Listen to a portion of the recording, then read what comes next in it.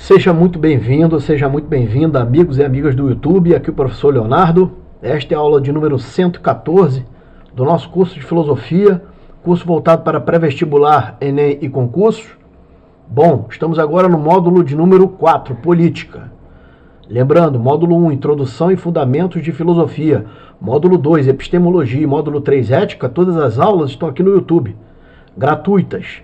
Essas aulas. Dessas aulas nós produzimos apostilas, estão à venda lá no site www.leonardobragaflores.com. Você é o nosso convidado. Junto com essas apostilas vem também certificado de participação nesses cursos. E muitos outros materiais tem lá, voltados aí para provas, concursos e também estudos no geral. Bom, vamos aí, dentro do assunto de política, já aparece para você na tela aí o materialismo histórico dialético de Karl Marx e Friedrich Engels. Vamos então prosseguir. Vamos ao conceito primeiro. A aula hoje é extensa, prepara aí, bicho. Aula bastante extensa, bastante conteúdo, muito conteúdo. Vamos nos ater aos conteúdos teóricos envolvendo aí a política do Marx, tá, pessoal? Sem aqui aquelas discussões binárias e atrasadas que estão aí pelas redes sociais afora. Beleza? Tranquilo? Vamos nos ater aos aspectos técnicos. Aqui o objetivo é a solução, a resolução das questões de prova. Joia? Bom, vamos lá então. Materialismo histórico dialético. A gente colocou bem junto assim por causa de quê? Alguém que já estudou o assunto, né? Por que histórico dialético está junto? Né? Eles vão caminhar lado a lado a partir de agora. Vamos lá. É um método crítico de análise, interpretação e explicação da história humana no que tange aos aspectos político, econômico e social, em suas relações trabalho-produção, envolvendo as lutas de classe. Então, só esse conceito que eu coloquei, essa prévia do conceito, porque o conceito que eu preparei foi isso tudo aí. Mas só essa prévia aí já mata muitas questões de prova e você já entende o que é o materialismo histórico dialético. Já começa a entender, né? Então o objetivo aqui, veja só, esse materialismo histórico dialético, o que ele é? É um método de interpretação, um método de análise, um método de interpretação e explicação da história humana no que envolve o que foi chamado lá, por essa teoria, de conflito, luta entre as classes sociais. Luta entre as classes sociais. É um método de explicar isso. Joia? A expressão inicial foi cunhada por Engels, mas o Marx a utiliza propondo um sentido pelo qual seria a vida que... Aqui, pessoal, a vida que determina a consciência, não o contrário. Grava isso. A vida determina a consciência, não é o contrário. Já já você vai entender melhor isso. É a vida que determina a consciência, não é o contrário. Então, explicando melhor, ainda aí no nosso texto, nosso conceito. Esse conceito aqui, pessoal, trabalhei nesse conceito aqui mais de 2 meses, para deixar dessa forma aí. Isto é, o ser, em outras palavras, o ser, a vida, a sociedade, a terra, são outras palavras para designar aí a vida, né? O ser, a vida, a sociedade, a terra, a relação de produção é quem determina, ou seja, molda, formata a consciência. Consciência é a humanidade, a cabeça, a mente, o pensamento, não o oposto. Então veja só, é a sociedade, é a relação de produção que determina, que molda a consciência, que molda a mente. Não é o oposto. Vamos entender melhor ainda, vamos em frente aí no conceito. Assim, não é a consciência dos homens que determinaria o seu ser. Não. Não é a consciência dos homens que determinaria o seu ser, mas a forma como os homens produzem a vida.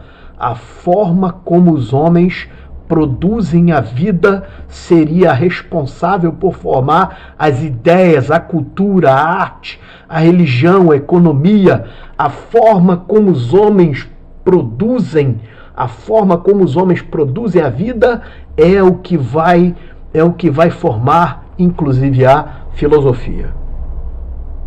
As questões centrais nessa teoria são o trabalho, ou seja, é sinônimo aqui de essência, de identidade.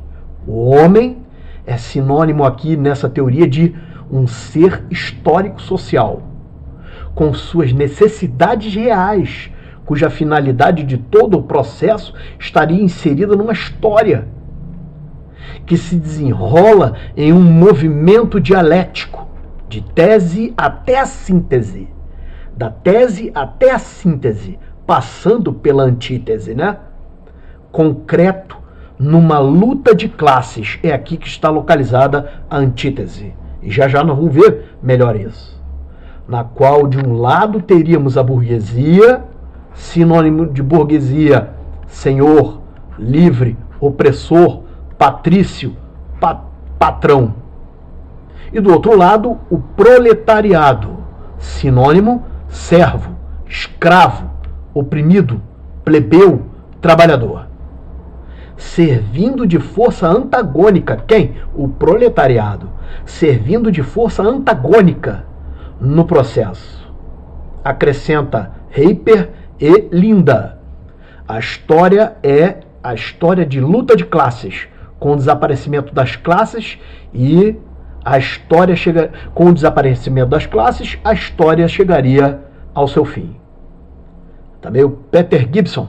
A natureza essencial da nossa consciência é moldada pela situação econômica e política que nos encontramos.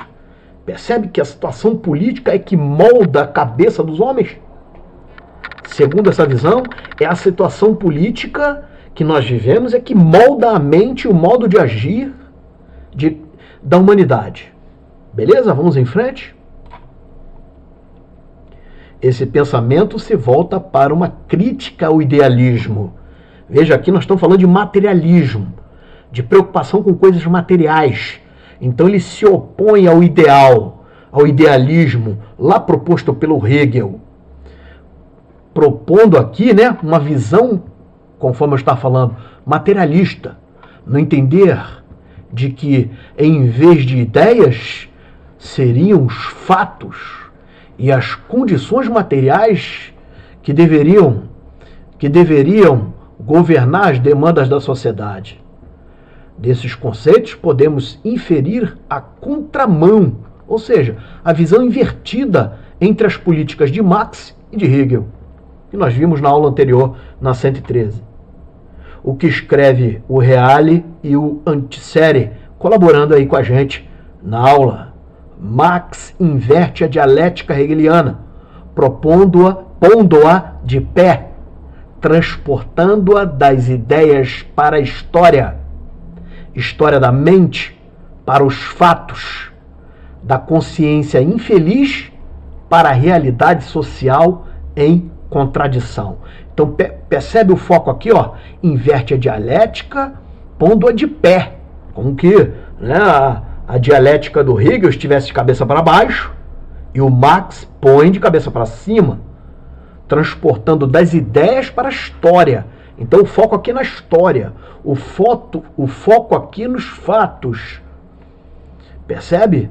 E na realidade social. Esse é o foco da teoria de Marx. A fim de tornar mais clara a compreensão, colocamos o seguinte quadrinho. Do lado esquerdo aí você está vendo Marx, do lado direito você está vendo Hegel. Do lado do Marx, o materialismo. Do lado do Hegel, o idealismo. No lado do Marx, a seguinte frase: a vida que determina a consciência. A vida determina a consciência. A sociedade, o modo de se organizar na sociedade, politicamente, vai determinar a mente das pessoas. Percebe? Para o Hegel, a consciência determina a vida. Muito interessante, muito legal. Participa aí da aula. Quem estaria com a razão no teu entender? Marx ou Hegel? Escreve aí embaixo no YouTube, que aí o canal vai entender, né, no caso não o canal, mas a plataforma vai entender que você gostou da aula e está participando. Vamos em frente. Marx vê a história como desenvolvimento, resultado da luta de classes sociais. Essa perspectiva é construída sob 3 características básicas, categorizadas sobre expressões. Essas expressões: material, dialética e histórica. Nossa aula é teórica, cara. Aqui a pegada é teoria, mano. Registremos que, conquanto serem estudadas, via de regra juntas, o materialismo se divide em 2 teorias. Então o materialismo se divide em 2 teorias. Eles são estudados juntos, até no conceito eu coloquei junto. Mas ele na verdade tem 2 vertentes. E essas 2 vertentes que nós vamos estudar agora. O materialismo dialético e o materialismo histórico. Eles se complementam, mas na verdade são coisas diferentes. E é o que nós vamos ver agora. O primeiro deles aí aparece para você, o materialismo dialético. Corresponde à teoria. O materialismo dialético é a teoria filosófica. É a teoria filosófica. Vamos lá, focada nas necessidades do homem. Nas necessidades do homem. Diz respeito ao método lógico. Veja, por isso a dialética. O método lógico empregado no movimento dialético, que corresponde ao quê? À luta dos opostos, ao conflito de classes, à mutação por meio da contradição entre as fases, tese, antítese e síntese. Então, veja só, essa ideia de dialética nós podemos transportar para cá e entender cada autor, né, professor, autor, vai enquadrar de um jeito aqui. Essa eu achei que é a melhor maneira de entender aí essas fases da dialética. Tranquilo? Outros vão reposicionar os fatores aqui em outras posições. Não vai alterar muito. Tá? Nós vamos partir aqui da tese como ponto de partida, a premissa, a burguesia. Tranquilo? Representa o comportamento social do capitalista, ocupada pelo detentor dos meios de produção, percebe? Quem é o capitalista? É o detentor dos meios de produção. O capitalismo, a sociedade de classes.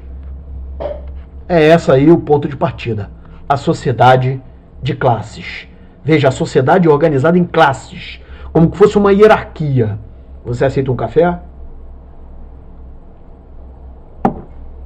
Em segundo lugar, a antítese.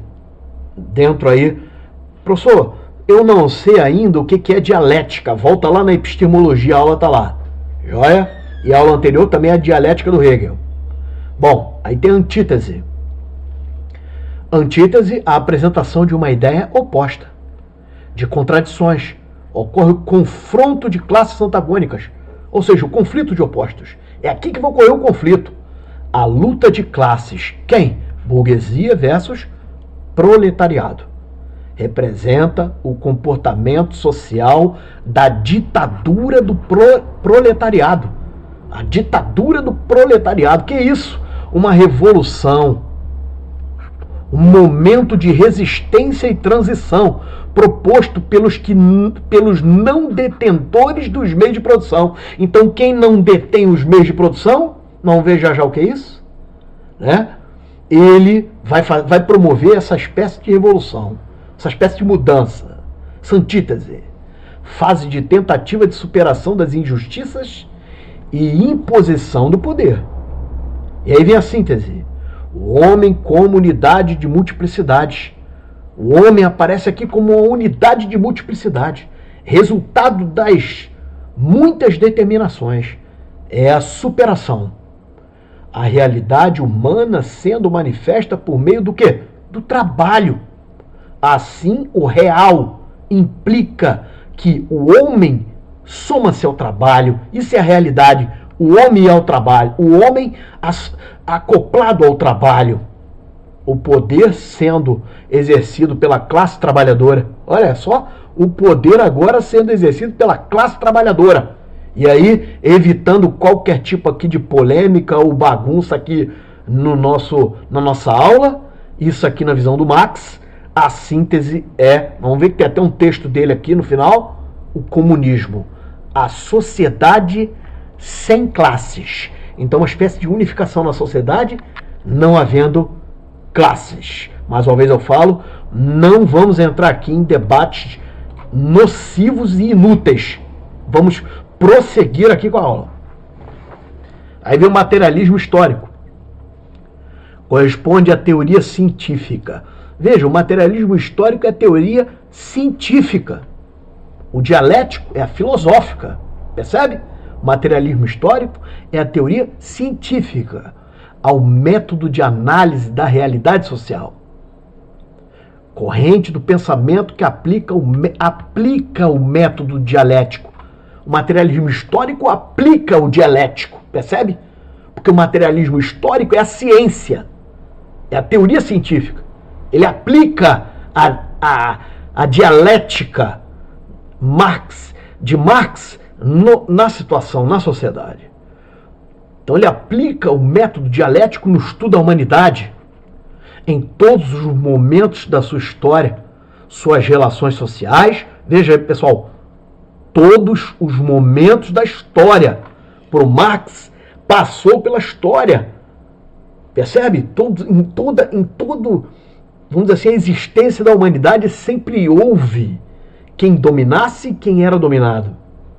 Suas relações sociais e modulações. É isso que estuda aí a teoria científica do materialismo histórico.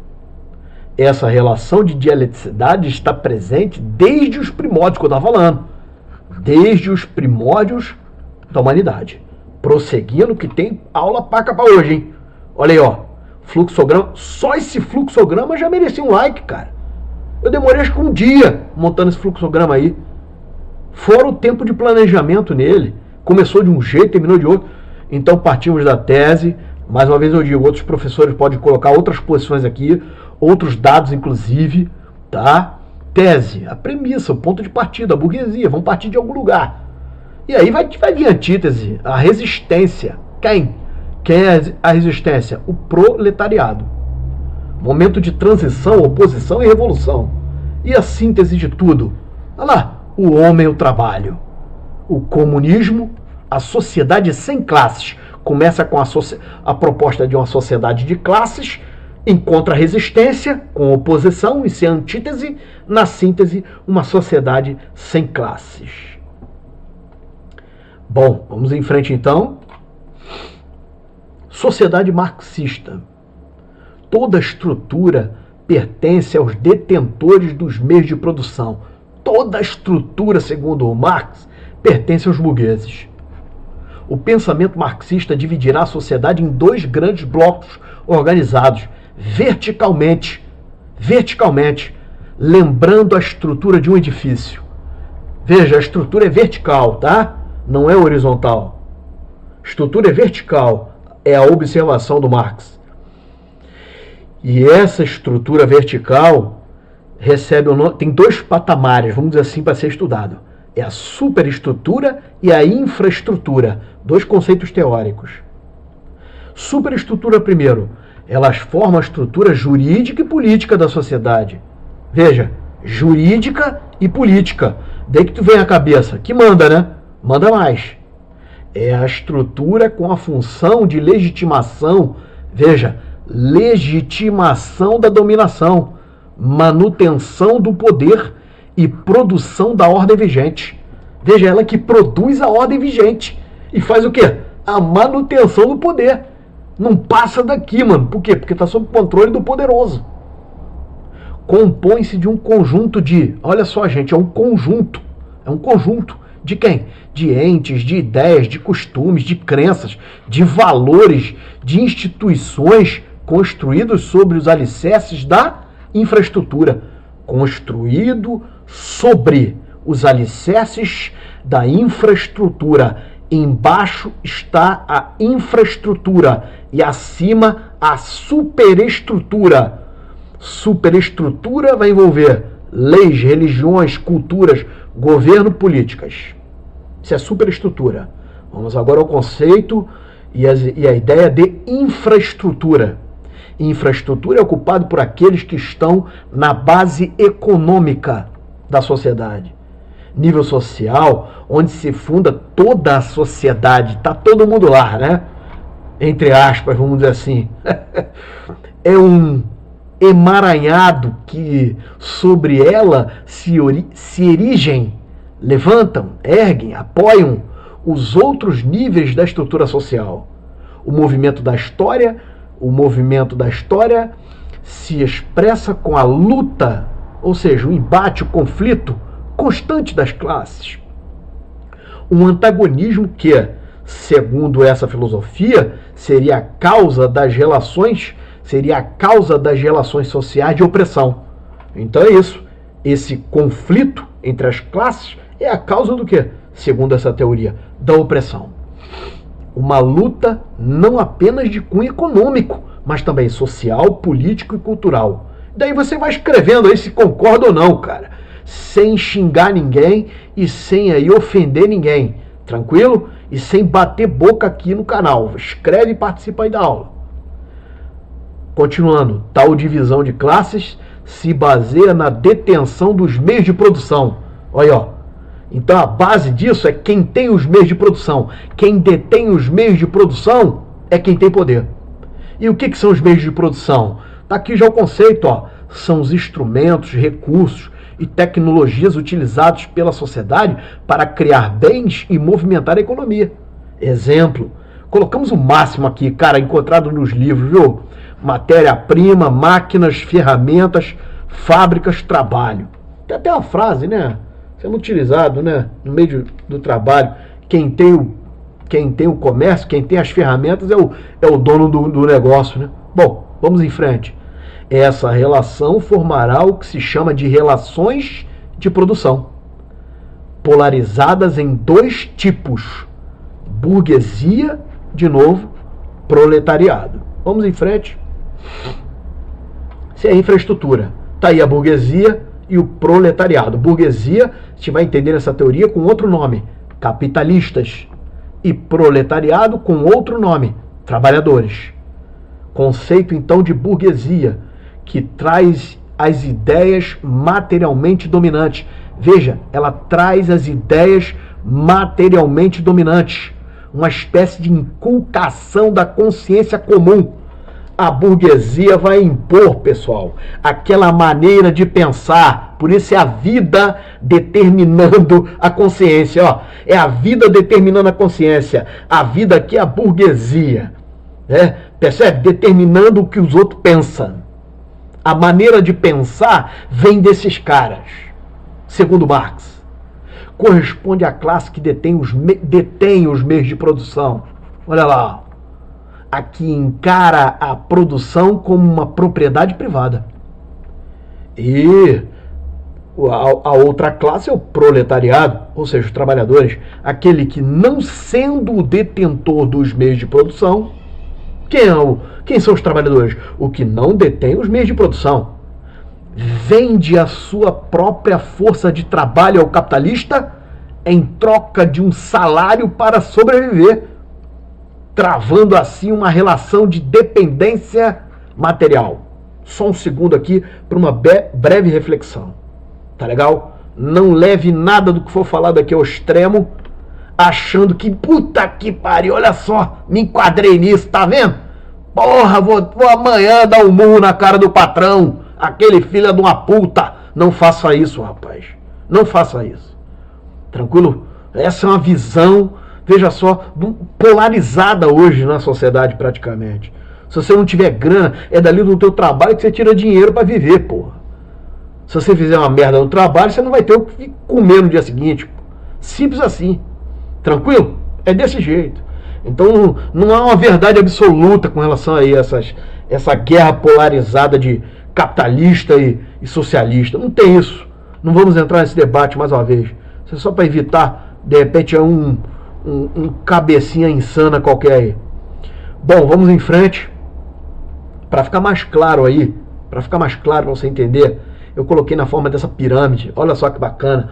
Só isso aí já merece outro like, pô. Aliás, não dá dois não. Não dá 2 likes aí não, senão o segundo anula o primeiro, né? Se você já deu um like, pô, Pô, deixa então lá, deixa, tem que estar escurinho aí a mãozinha. Joia, tranquilo? Então aí tá a sociedade marxista, né? Em cima tá a superestrutura, né? Com as leis, religiões, culturas, e embaixo a infraestrutura, a fundação, onde se funda, né? Onde estão os fundamentos da sociedade. Do lado esquerdo aqui os meios de produção, exemplo aqui a matéria-prima, mais as relações de produção, que é esse embate aí, né? Esse conflito entre opostos, tá? Bom, eu gostei muito desse quadro aqui. É um afresco, na verdade é um afresco, que é uma pintura na parede. Isso é um afresco, né? O Banquete dos Ricos, de José Clemente Orozco, né? Orozco. 1883 foi o ano que esse artista nasceu. Então tá aqui, mostra né, o poderoso, né, o rico, e aqui se banqueteando, né, se banqueteando aí com possivelmente né, com aquilo que o trabalhador produziu para ele. Bom, vamos em frente. Teorias aí que envolvem, tem muita coisa ainda, vamos em frente. Teorias que envolvem, teorias. Eu trouxe as principais teorias aqui para o materialismo histórico dialético, tá? Nós vamos falar na mais-valia, nós vamos falar na praxis, nós vamos falar na alienação, na ideologia, na religião, no trabalho, no valor, no fetiche da mercadoria e no Estado. Essas concepções.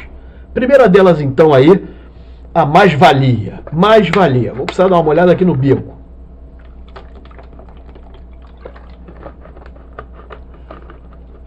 Mais-valia foi um termo utilizado para se referir ao trabalho não pago. Então, o que é mais-valia? É o trabalho não pago. Como assim? É exatamente isso. É o trabalho que o empregador, né, que o capitalista embolsa. Então, ele de alguma forma ele deixa de pagar, vamos ver mais o que é isso, tá? Ele deixa de pagar o trabalhador. Isso é mais-valia. Valeria mais o trabalho, percebe? E de alguma forma o cara vai lá e ó, põe no bolso. Ele dá um Zé Fininho naquela parada lá. Vamos em frente? Isto é, as horas de trabalho excedentes que não foram pagas pelo capitalista ao trabalhador assalariado. Foi o que eu falei. As horas não pagas. Enfim, corresponde à apropriação lucrativa e exploratória do que resta da equação salário-trabalho. Todo mundo um dia, se você já trabalhou, você já teve alguma coisa que não recebeu. Não é verdade?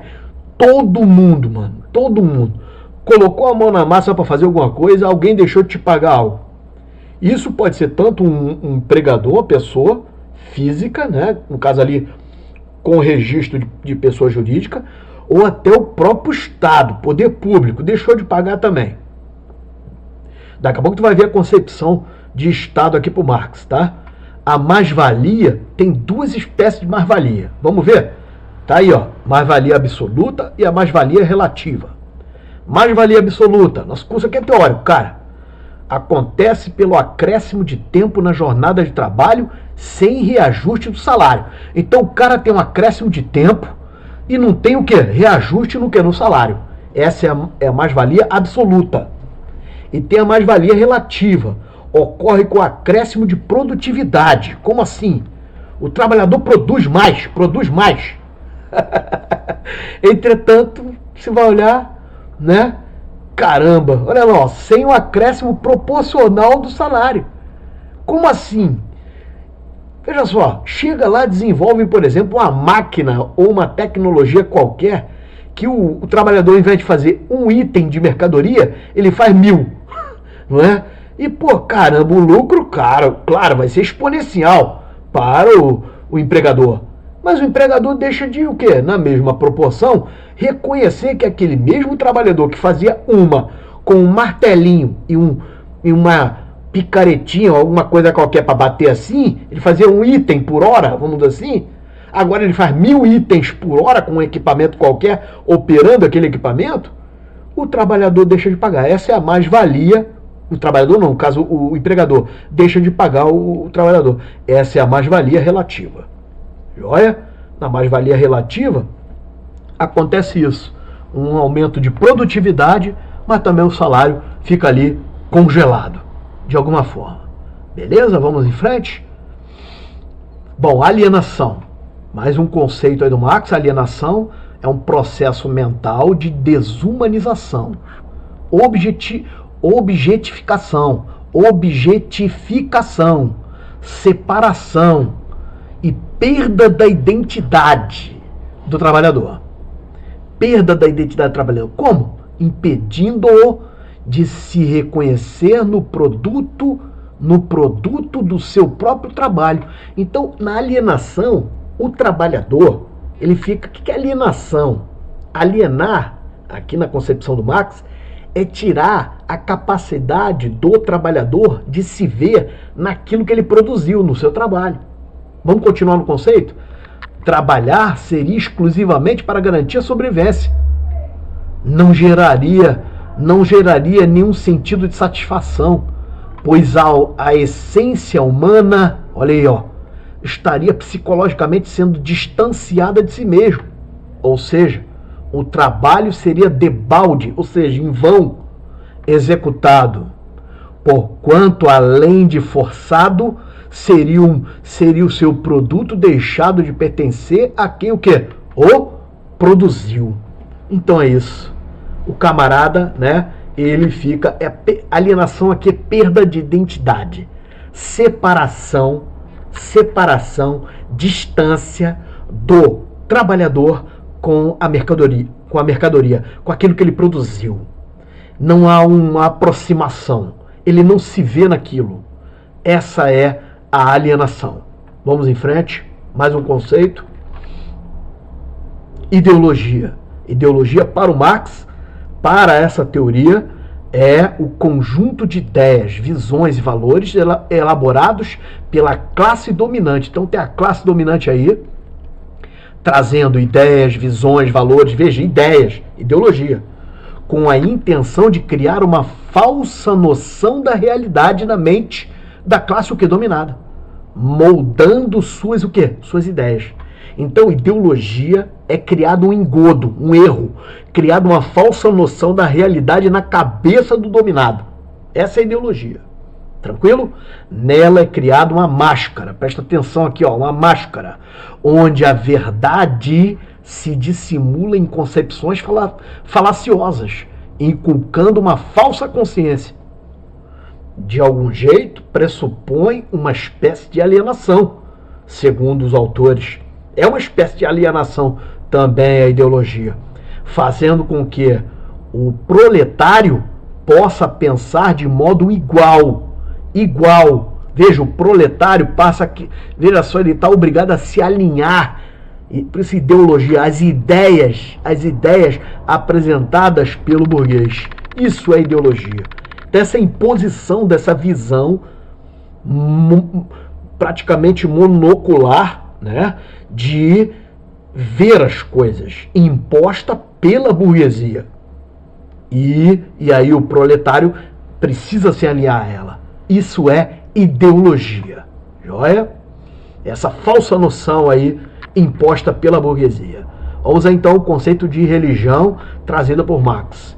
É encarada como uma opressão social, cara. Para ele, religião oprime as pessoas, pois promove a ilusão, vamos lá, ó, de ser possível alcançar a felicidade em outra vida, negando essa vida. Claro, é materialista, né?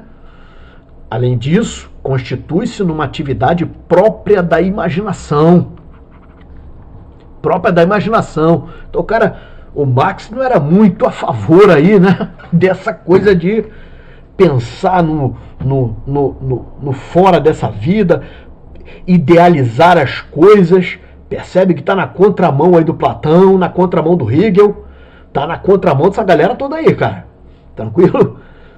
Está mais próximo aí da linha de Nietzsche, né?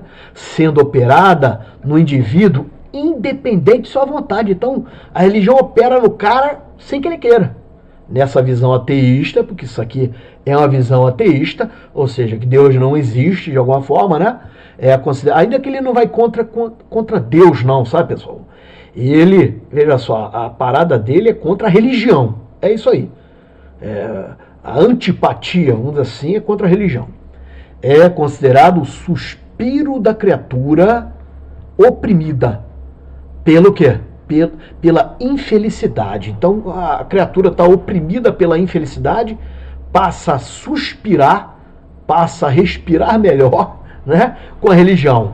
E ele conclui dizendo que essa religião, o ópio do povo. Uma droga, né? Uma droga que vem na mente do povo, trazendo essa espécie aí de ilusão. Essa imaginação na vida após a morte e por aí vai. Beleza? Bom, vamos em frente. Concepção de trabalho aí para o Karl Marx é o modo de intervenção e modificação que o homem promove na natureza. O fundamento real da produção material. Diz respeito ao ponto de coincidência que o trabalhador trava com a própria essência e identidade. Cara, você pode achar assim, porra, trabalhar é ruim, paca, né? Mas, cara, é no trabalho que o indivíduo vai encontrar a sua essência. Como? Não assim, na oposição com relação ao salário, a exploração que o Marx traz, né? Que o Karl Marx traz, mas olha só, no trabalho em si, cara, essa dignidade que vai trazer, essa identidade, né, que vai trazer para o indivíduo, a satisfação das suas necessidades, olha aí, é com o trabalho, porque ali ele vai ver o dinheiro de alguma forma, né? Objetivo bem-estar, esse é o objetivo do trabalho, autoconsciência e a revelação da própria, esse é o objetivo, revelação da própria identidade humana. Não é alcançado, segundo essa visão, por causa da exploração, né? Manifesta-se inicialmente por meio da manifesta-se inicialmente por meio da imaginação. Aqui que o homem, pessoal, aqui que o homem vai se diferenciar dos animais, porque os animais não imaginam, né? Aqui vai ser uma das diferenças do homem para o animal. Porque o animal só, o quê? Produz ali, através de um comportamento instintivo, ele produz movimentos, né? Basicamente de reflexos de instinto, e produz ali alguma atividade. O homem não, cara. Ele vai conseguir imaginar e, através dessa imaginação, depois ver o movimento de forças o quê? Naturais. Quais? Braços, pernas, cabeça. Então, primeiro ele vai imaginar o que vai fazer, vamos dizer assim, no trabalho, e depois vai pôr em prática. Joia? Vamos em frente. Praxis. Aí para o Marx, essa palavra, na verdade, ela vem desde lá da Grécia, mas aqui, nessa política, é a relação dialética pelo qual o homem, por meio do trabalho, transforma a natureza. Ao proceder assim, transforma também a si próprio. Então a praxis, pessoal, é a dialética em si do trabalho. Dialética como? Do homem transformando a natureza e a natureza transformando o homem. Olha que coisa legal, né? É o homem criando e aquela criação do homem também, de alguma forma, não é, incidindo sobre o homem. Muito interessante aí, né? Ou seja, toda a ação, no mesmo sentido que os livros trazem, ó, atividade, energia, teórico-prática, não é só teórica, hein? É teórica e prática. Consciente, que o homem sabe o que está fazendo. Concreta, porque é no mundo prático, no mundo concreto, no mundo terreno. Humana, dirigida à criação laboral de bens e à modificação do mundo e de si mesmo. Engraçado que o mundo é modificado, mas também o homem é modificado no trabalho. Muito legal isso, né, pessoal? Refere-se ao movimento através do qual os indivíduos constroem o seu ambiente e escrevem a sua história. Veja, eles constroem o seu ambiente e escrevem a sua história. Vamos em frente? E aí vem a ideia de valor. Valor, nessa concepção, é o valor da mercadoria. O valor da mercadoria será determinado pelo tempo de trabalho socialmente necessário para a produção de um valor de uso. Esse é o conceito que vai levar para a prova. É o tempo, valor de uma mercadoria. Eu produzi, por exemplo, café lá no campo e tal, embalamos o café, aquela coisa toda, né? Torrou e colocou. O valor dessa mercadoria vai ser, veja só, aferido como? Pelo tempo de trabalho socialmente necessário para a produção de um valor de uso. Isto é, o valor poderia ser medido pela quantidade de trabalho empregado nessa realização. Ele se subdivide em dois tipos de valor, valor de uso e valor de troca. Valor de uso baseado na qualidade. Valor de uso é baseado na qualidade, tá legal? É o valor que tem a ver com a utilidade, a qualidade dele ser útil ou não. Esse é o valor de uso. E aí, o valor de troca ele é baseado na quantidade, olha lá. É o valor de troca. É baseado na quantidade de trabalho para produzir determinada mercadoria. O valor caracterizado pela carga de trabalho desempenhado. Aqui está a carga de trabalho, ou seja, a quantidade de trabalho para produzir aquilo é o valor de troca. Vamos em frente. Fetiche da mercadoria. Próximo conceito é utilizado nessa política. Fetiche da mercadoria. O que é? Já estamos caminhando para o final. Fetiche da mercadoria, se concentra agora, né? Não sei quanto tempo tem, eu vou dar uma olhada aqui, deixa eu dar uma olhada, ver se está tudo funcionando. 41 minutos já de aula, e estamos aí com o fetiche da mercadoria. É o fenômeno através do qual as mercadorias assumem a aparência de objetos autônomos, comportando-se como entes dissociados do trabalho que as originou.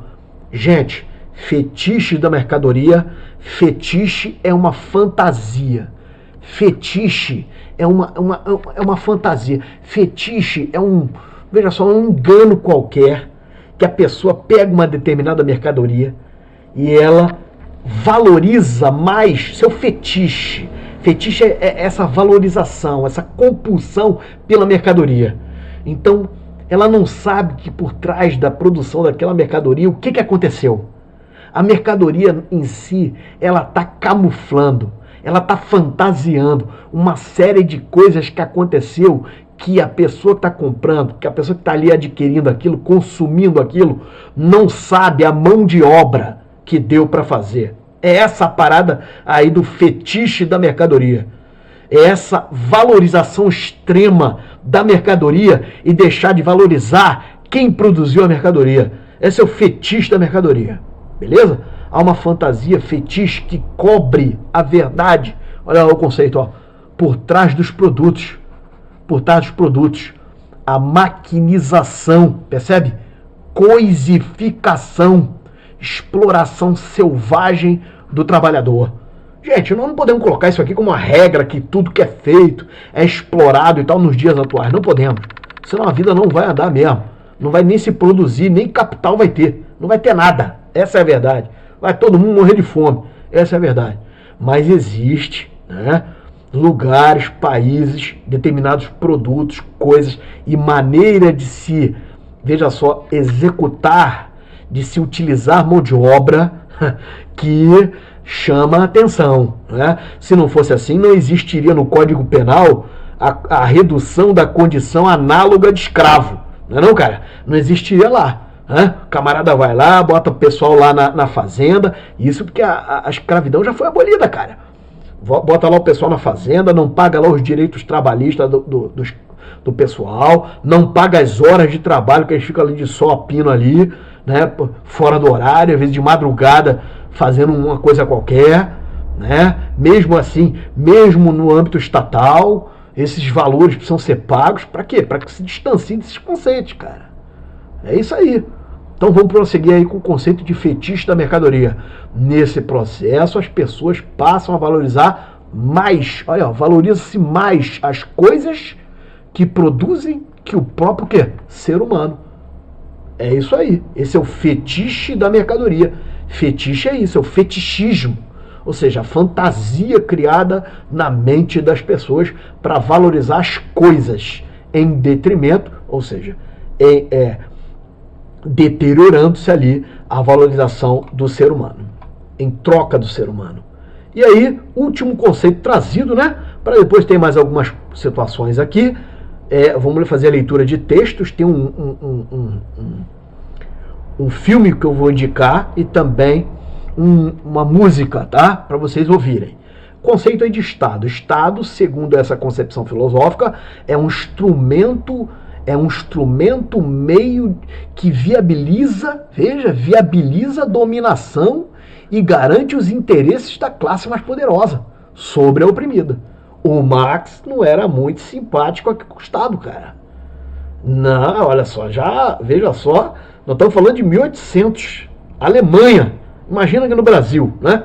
Um país muito mais atrasado do que a Europa. Imagina só, nós nem chegamos perto do que já passou lá, cara, em âmbito político, né? Aqui ainda acontecem coisas que parece até que nós estamos lá no Império Romano, em primeiros séculos lá lá pelo calendário gregoriano. Bom, então é isso, cara. Estado, ele viabiliza, para ele, viabiliza a dominação. Em outras palavras, ele ajuda o dominador, né, o banqueiro, esses caras que estão por aí. Joia? Mais um café? E aí você escreve se concorda ou não com isso, sem ofender as pessoas. Bom, vamos em frente aqui. 2 leituras de texto que eu separei, tá aí 2 textos, tá? Fragmentos. O primeiro texto aí em cima, para a crítica da economia política, do Marx, e o segundo, o Manifesto Comunista de Marx e Engels. Vamos ao primeiro deles, para a crítica da economia política. Vamos lá, vai sintetizar a aula toda, você quer ver? O modo de produção da vida material condiciona o processo em geral da vida social, política e espiritual. Agora olha essa frase, ó. Não é a consciência dos homens que determina o seu ser, mas ao contrário, é o ser social que determina a consciência. Na produção social da própria vida, os homens contraem relações determinadas, necessárias e independentes da sua vontade, relações de produção estas que correspondem a uma etapa determinada de desenvolvimento de suas forças produtivas materiais. Agora o fragmento de O Manifesto Comunista. A história de toda a sociedade passada é a história da luta de classes. Dessa forma, percebemos que as classes são os produtos das relações econômicas de cada era. Assim, apesar das diversidades aparentes, escravidão, servidão e capitalismo, seriam etapas sucessivas de um processo único que caminha para o comunismo como etapa final desse processo. Beleza? Aí a música que eu vou indicar para você é a capa do disco aí da Ideologia, do Cazuza, e a indicação de filme é essa aí, Modern Times, de Charlie Chaplin. Esse filme aí do Charlie Chaplin, tá? E aí, sobrou pra gente a questão de prova, que caiu nessa Universidade Federal aí, Universidade Federal de Uberlândia. Mata essa questão aí.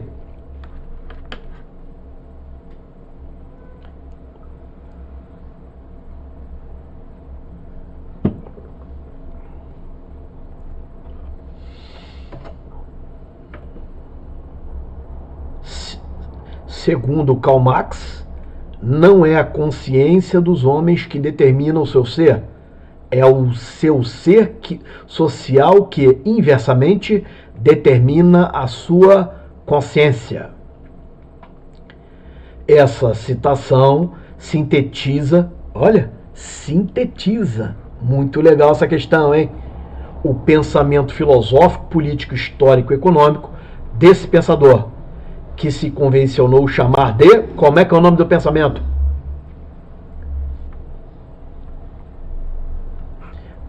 Tenho certeza que tu acertou. Materialismo histórico, resposta à letra D de dado. Valeu? Esse é o nosso trabalho nesse momento. Olha, o trabalho. Curtir, comentar embaixo e compartilhar essa aula, porque essa aula deu uma mão de obra muito grande, cara. Não vai levar o mais-valia pra casa não, pô. Mano, olha aí, ó, pô. E se quiser contribuir com o Pix, é isso aí, ó. profleonardobragaflores@gmail.com. Valeu? Nossas apostilas estão à venda lá no site www.leonardobragaflores.com. Você é o nosso convidado. Apostila módulo 1, 2 e 3. Estou aqui embaixo, ó. Introdução e Fundamentos, Epistemologia e Ética. E aqui embaixo nós estamos na de 700 questões. Se você compra de 700, não precisa das demais. Joia? Tem aqui outros produtos e materiais também. E aí você já deve estar, para quem chegou depois, né? Aqui tem matemática básica, mini curso, Caveirão da Polícia, com várias questões, várias situações, várias matérias, né? Constitucional, administrativo, penal, processo penal e leis. Um resumão aí de cada. E aí tem também conhecimentos pedagógicos, mini curso também, mini curso de educação na Constituição. Lancei agora esses dias aí ECA, tá? ECA. 2 rodadas de simulado para concurso. Aí, ó. E também vestibular. Rodada 1 e rodada 2. E também aqui, esses 4 cursos de grandes questões da filosofia: intuição, bem ou mal, felicidade e amor e paixão. Valeu? Então é isso, meus amigos. Nós vamos ficando por aqui. Nós vamos ficando por aqui. Você já vai dando o teu like aí de novo. Vai aí. Agradeço demais a tua presença aqui. Agradeço demais a tua presença aqui. Deixa eu ir saindo aqui.